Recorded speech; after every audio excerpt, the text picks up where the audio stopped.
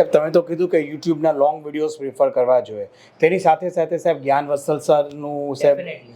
એમની સારી સ્પીચ છે, સિસ્ટર શિવાનીની સારી સ્પીચ છે, Definitely. ગૌર ગોપાલદાસના સારા વિડીયોઝ છે.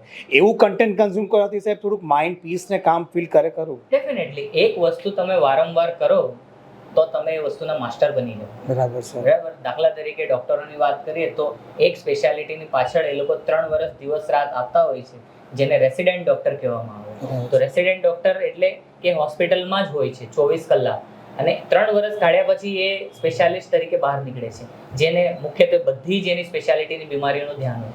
એટલે એક જ વસ્તુ વારંવાર કરવાથી આપણે એ વસ્તુના માસ્ટર બની જતા હોય છે. એવી જ રીતે રીલ્સમાં પણ છે કે વિડીયોઝમાં પણ છે કે તમે જ્યારે એ વસ્તુને કન્ઝ્યુમ કરો છો, સારી વસ્તુ પોઝિટિવ, એક દિવસમાં ફરક નહીં પડે, 10 દિવસમાં ફરક નહીં પડે, પણ મહિનામાં શરૂઆત થશે, બરાબર 6 મહિને તમારું મંતવ્ય બદલાઈ જશે, અને વર્ષ પછી કદાચ હોઈ શકે કે તમે એ જ વસ્તુ સાથે આગળ વિચારવાનું ચાલુ કરો બહુ સરસ. અને બીજાને પણ સમજાવવાનું ચાલુ કરો. બરાબર છે. એટલે આ રીતે એનો ઇમ્પેક્ટ તો ખરો જ. બરાબર છે.